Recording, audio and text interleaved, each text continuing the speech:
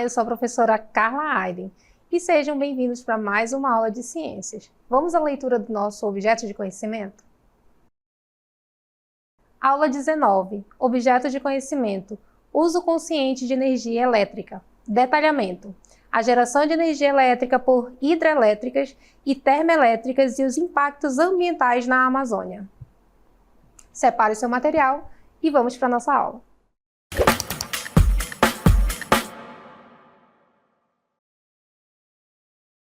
Muito bem, na nossa aula nós vamos falar um pouco mais sobre a energia que é gerada aqui na nossa região, na região amazônica.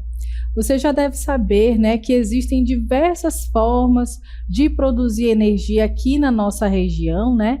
E ela pode acontecer de várias maneiras, pode ser através de hidrelétricas, pode ser através de termoelétricas, né? O fato é que pela vastidão aí do nosso Amazonas, né, a gente vai ter aí uma diversidade de formas como a eletricidade vai chegar até as residências, até as escolas, né? E é sobre isso que a gente vai falar um pouco mais, né? E a gente vai ver ainda a respeito, né, de como as hidrelétricas, as termoelétricas, como elas fazem o abastecimento de energia na Amazônia, né? Então, como é que funciona essa geração, né, de energia elétrica aqui na nossa região? Bom, e para a gente começar, a gente vai falar um pouquinho, né, que a maior parte da geração de eletricidade da nossa região, né, da região amazônica, ela se dá na forma de hidrelétricas. E por quê, né? Porque nós temos aí uma grande quantidade de rios, né, que tem um grande volume de água, e tudo isso pode ser aproveitado para gerar, então, energia. Mas a gente também tem a questão das termoelétricas, né? Existem períodos durante o ano que a água, né, ou as hidrelétricas não serão suficientes para suprir essa necessidade de energia elétrica na região. Então é por isso que sempre vai estar oscilando, né, entre essas duas principais formas de gerar energia. Mas a gente sabe que existem outras formas também de gerar energia nessa região, né? Porém, a gente vai ficar aí falando um pouquinho mais sobre as hidrelétricas e as termoelétricas.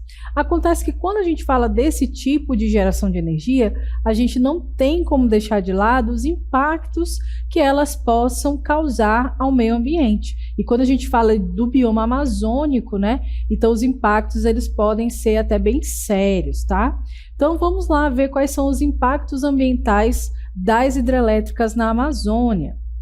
A energia elétrica é necessária para a vida moderna e para o desenvolvimento socioeconômico de um país.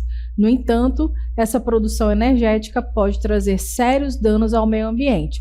Então, não tem como a gente dizer que não é preciso ter energia elétrica, né, gente? Nós não conseguimos mais viver sem energia elétrica, ainda que seja em poucos períodos do dia, né? Como existe aí a realidade de algumas comunidades que não vão ter eletricidade o dia inteiro.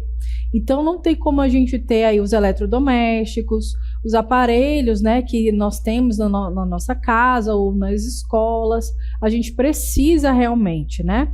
Mas a gente precisa também entender que é importante para o crescimento socioeconômico do nosso país, mas muitas vezes a forma como essa energia elétrica ela vai ser gerada, apesar de usar recursos que primeiramente a gente pode pensar que é um recurso renovável, né, como a água, por exemplo, mas ainda assim pode trazer algum dano, né, para a natureza. Você está observando aí na sua imagem, né, que nós temos uma usina hidrelétrica, no caso aí a usina hidrelétrica de Belo Monte, que está localizada no Pará. Você percebe aí que existe uma estrutura muito grande, né, que foi construída, tá?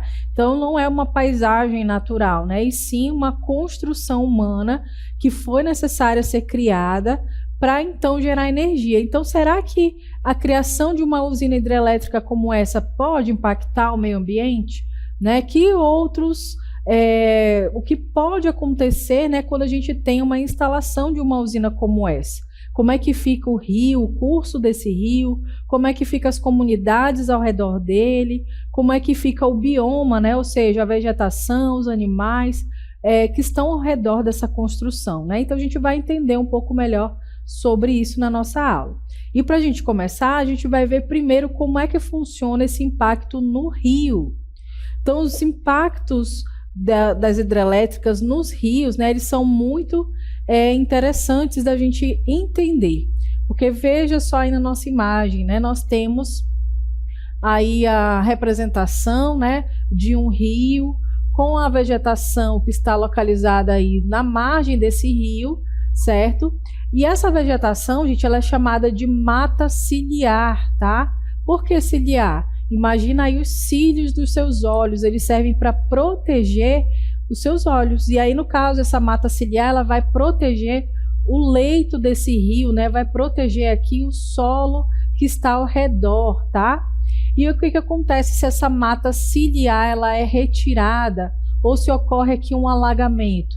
Essa vegetação, quando ela morre ou quando ela sai daí, ela vai acabar, né, permitindo essa ausência da vegetação, permite que esse solo ele comece a se decompor e vai parar no fundo do rio, tá? E aí o que acontece? Olha só, o assoreamento desse rio. Então, essa palavrinha aí, assoreamento, quer dizer o quê, gente? Que esse rio ele está sendo prejudicado por essas partículas de solo que vão parar aqui dentro desse rio, né? E aí começa também a desmoronar barreiras. Então, algumas barreiras que são criadas, né, podem também desmoronar e acarretar aí um prejuízo para o leito desse rio. E a remoção dessa mata ciliar, né, como nós falamos, né, o que pode acontecer se ela for então retirada? Vai prejudicar. Isso tudo, gente, essa vegetação ela é importante não só por isso, né? Primeiro, porque ela participa aí dos ciclos da matéria orgânica.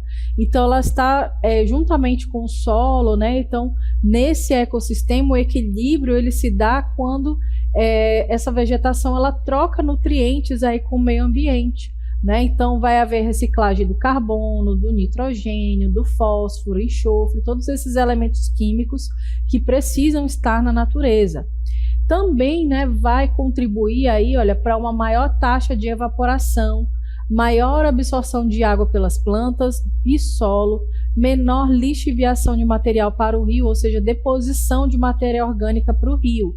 Quando eu preservo a vegetação, gente, eu estou contribuindo aí para a emissão de umidade para a atmosfera, né, que vai participar do ciclo da água.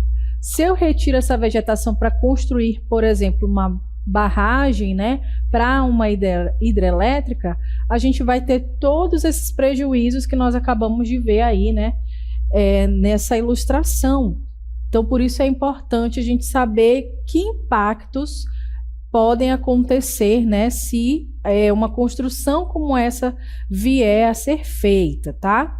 Então, a gente fala aí, né, de um impacto que pode sim, né, trazer prejuízos para a vegetação, pode trazer prejuízos aí para o leito e para o curso desse rio, né? Porque afinal de contas, para construir uma hidrelétrica, vai ser preciso aí bloquear a passagem do rio em algum momento, né, em algum percurso, e aí esse rio ele vai ficar ali represado.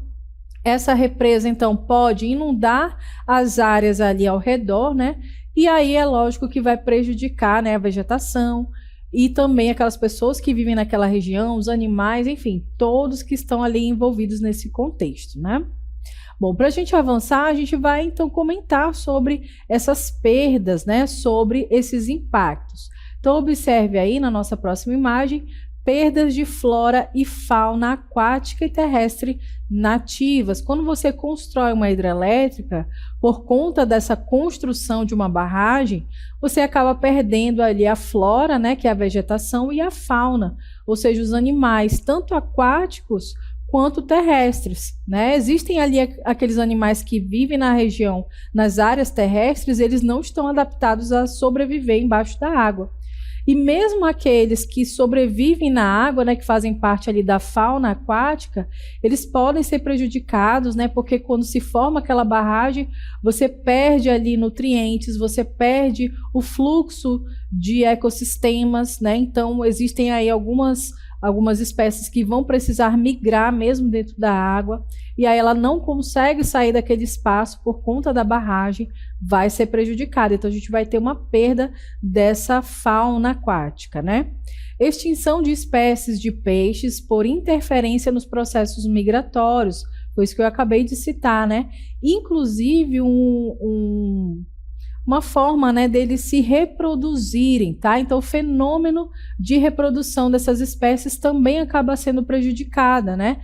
Muitos conhecem aí pelo nome da piracema. Então, quando a gente tem a construção de uma barragem como essa, o que pode acontecer? Vai interferir no ciclo reprodutivo desses peixes, né? E aí, por consequência, a gente vai ter uma diminuição da população de peixes. Então, só para você entender melhor como que acontece esse fenômeno da piracema, a gente vai ver aí um vídeo. Na piracema, muitos peixes sobem um rio para escolherem um bom local de reprodução. Em um rio preservado, eles chegam perto das cabeceiras dos rios e lá depositam suas ovas. A correnteza leva as ovas rio abaixo até as várzeas, onde ficam seguras. Lá podem crescer e futuramente também subir o rio para se reproduzirem. No entanto, quando uma hidrelétrica é instalada, é preciso construir uma barragem para armazenar a água e, com ela, produzir energia. Essa construção é prejudicial para os peixes, afinal, eles ficam impossibilitados de subir o rio. Mesmo com uma escada própria para eles, poucos conseguem fazer a subida. Os poucos que chegam depositam os ovos na cabeceira, porém as ovas ficam presas na água represada pela barragem. Lá, elas ficam sem oxigênio para sobreviver ou são predadas por outros animais, prejudicando assim a reprodução de diversas espécies de peixes.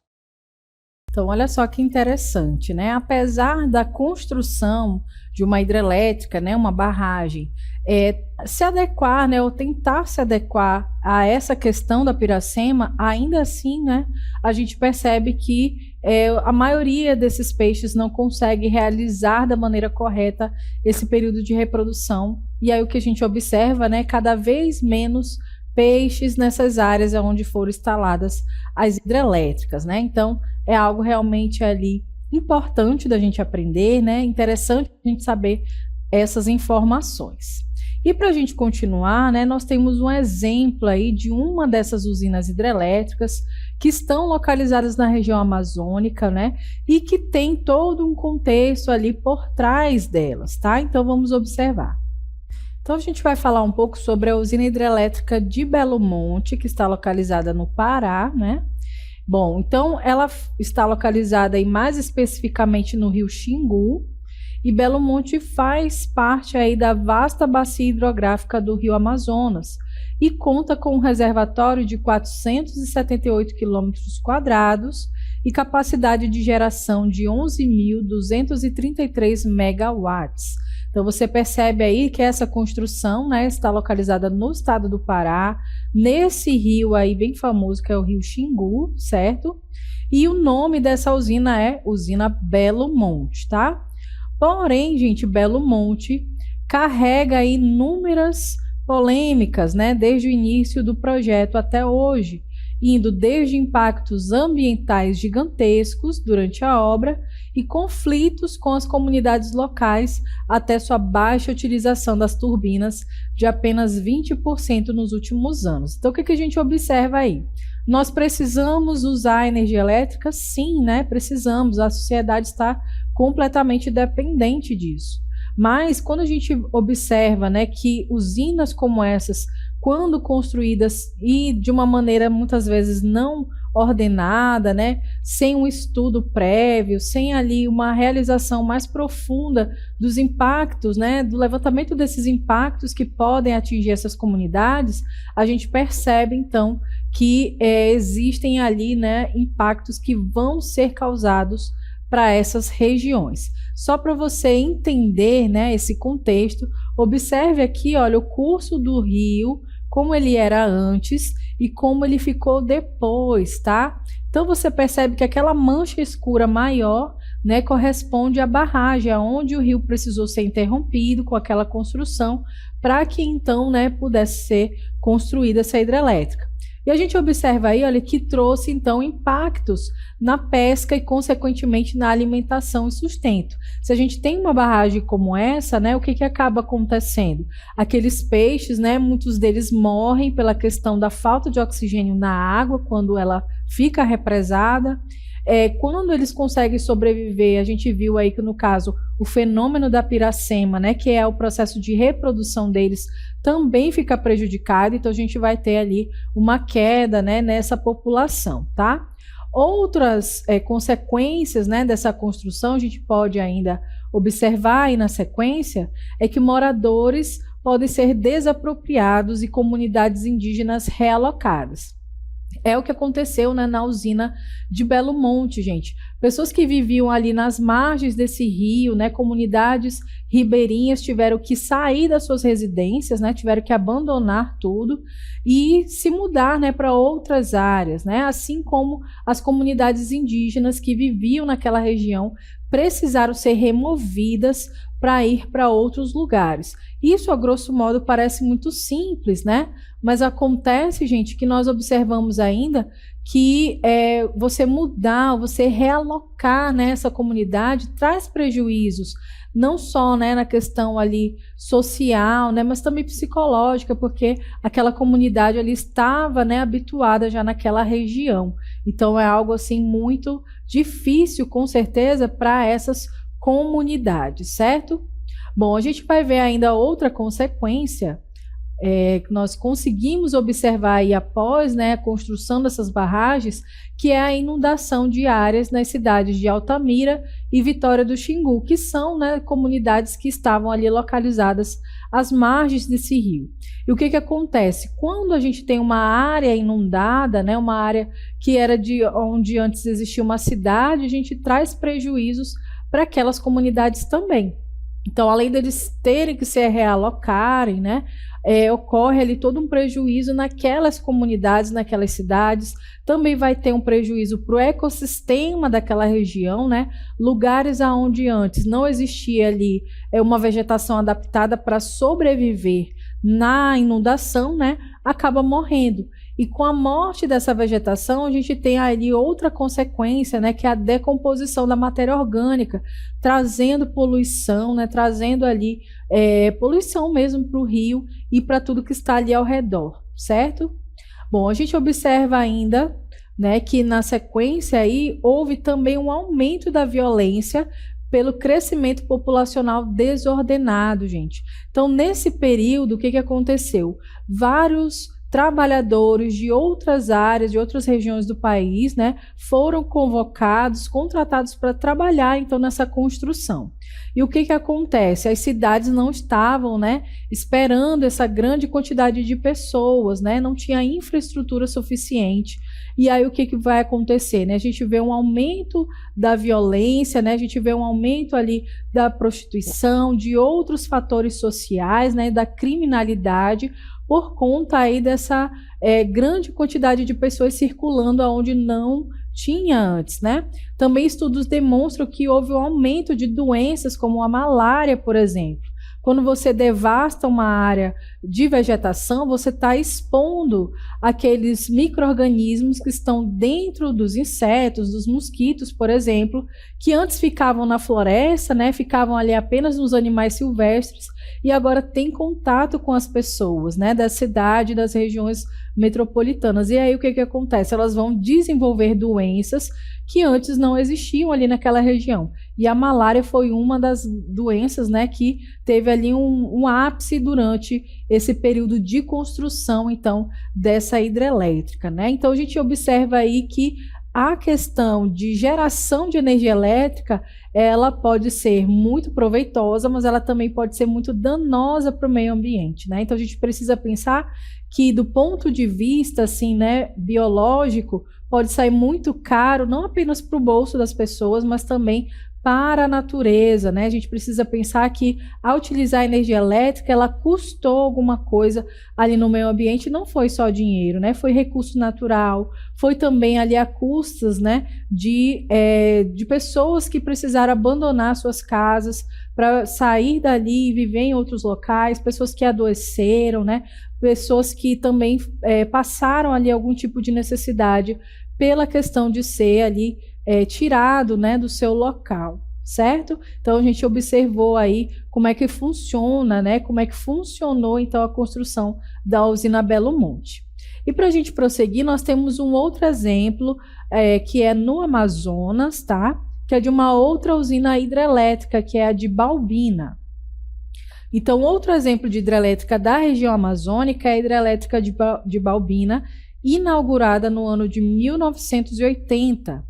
A usina é citada como um erro histórico por cientistas e gestores por sua baixa geração de energia em relação à área alagada e pelas consequências disso. Então, o que a gente observa é que também em Balbina foi construída uma usina hidrelétrica, só que ela é bem menos eficiente do que a de Belo Monte, né? E aí o que vai acontecer? A gente viu aí que ela foi citada por esses cientistas, né, como um erro histórico, porque toda aquela área que foi represada do rio, né, que foi alagada, ela gerou a morte de uma dezena ou até centenas, né, de árvores.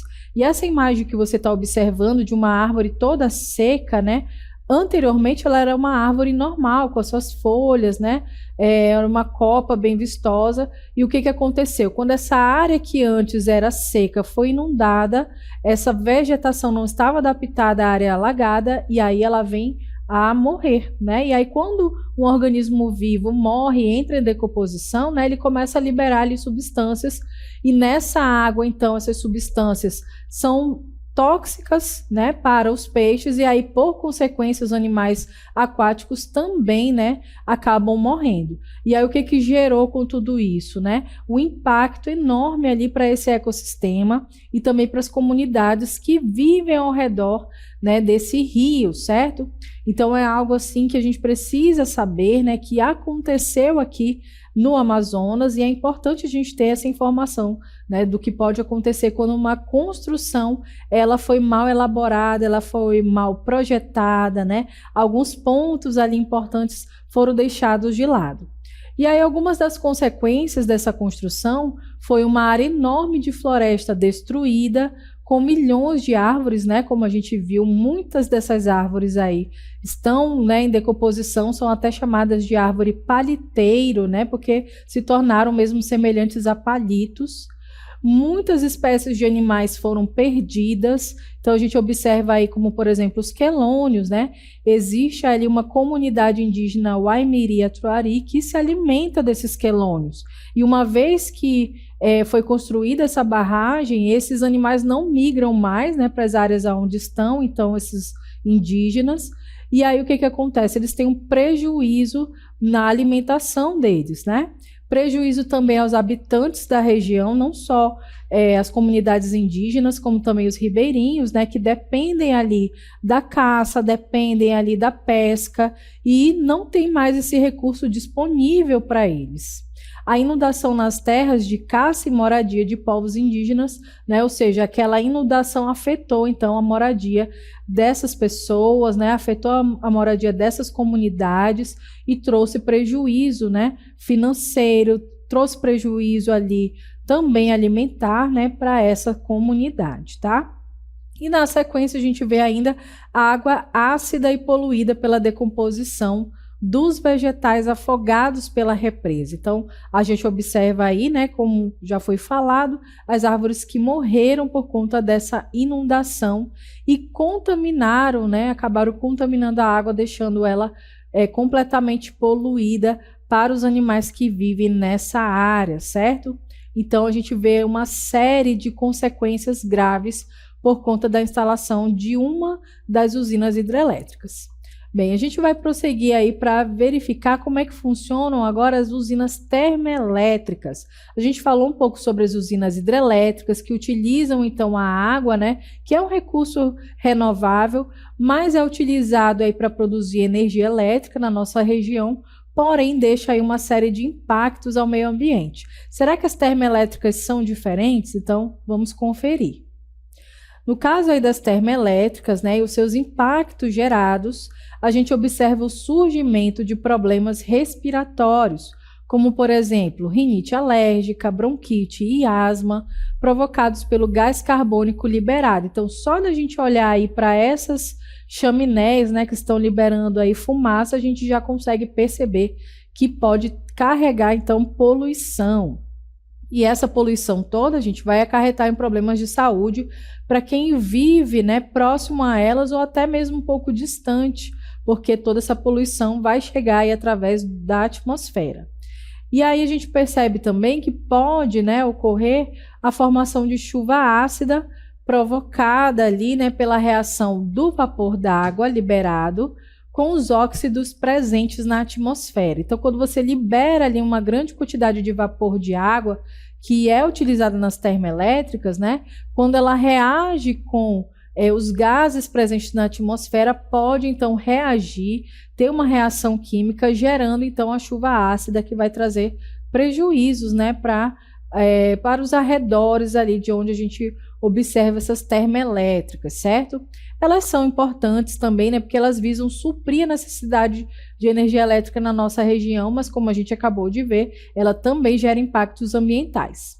E na continuidade, para a gente observar, a liberação de água aquecida nos rios, lagos ou mares, alterando as condições ideais necessárias para a reprodução e sobrevivência de várias espécies aquáticas e marinhas. Então, quando a gente tem ali a geração de energia elétrica pelas termoelétricas, elas utilizam água e depois essa água pode ser despejada nos rios, só que ela não está com a mesma temperatura, o mesmo pH que existia antes, então vai afetar ali o ecossistema aquático. Consumo de grandes quantidades de água para produzir o vapor necessário para girar as pás das turbinas e também para refrigerar as turbinas, né, que são aquecidas durante o processo. Então, também é um dos impactos que podem acontecer. Bom, a gente viu aí que essas formas de gerar energia elétrica, elas são necessárias, né? Mas a gente pode observar também que existe uma forma de mudar isso, gente. A gente chama de possibilidade, né, de geração de energia limpa e sustentável na Amazônia. Será que é possível, né? As fontes de energia renováveis já são amplamente conhecidas e atualmente existe um consenso entre as autoridades e especialistas que argumentam a importância de buscar alternativas sustentáveis para a produção e eficiência energética. E apesar de ser uma região promissora, o Amazonas enfrentava desafios específicos em relação à geração de energia solar, dada a vasta cobertura de floresta tropical e a presença de nuvens frequentes na região, a eficiência da energia solar pode ser impactada. No entanto, o interesse crescente em fontes de energia limpa e renovável tem levado a investimentos e iniciativas para explorar o potencial da energia solar na região. Então, a gente viu que nós temos aí uma questão, né, de utilizar fontes de energia renováveis no Amazonas, como, por exemplo, a água. E também a energia solar, né, gente, é uma opção de energia renovável e limpa. E eu trouxe aqui para você um link interessante. O Brasil inaugura a primeira usina solar flutuante do mundo em lago de hidrelétrica. Essa notícia é de 2016, né, mas ela é bem interessante de nós sabermos, porque justamente naquele lago onde foi inundado para a construção da usina hidrelétrica de Balbina, né, que não estava suprindo a necessidade, a demanda energética da região, né, ela estava bem abaixo do que era esperado. Então agora é possível reaproveitar esse espaço de uma forma diferente, instalando então placas solares em balsas que vão ficar nessa região, que vão ficar nesse lago e que com certeza, né, vão gerar energia, vão gerar eletricidade para a nossa região de uma maneira limpa, de uma maneira renovável, porque a luz do sol é uma fonte de energia renovável aí na nossa região.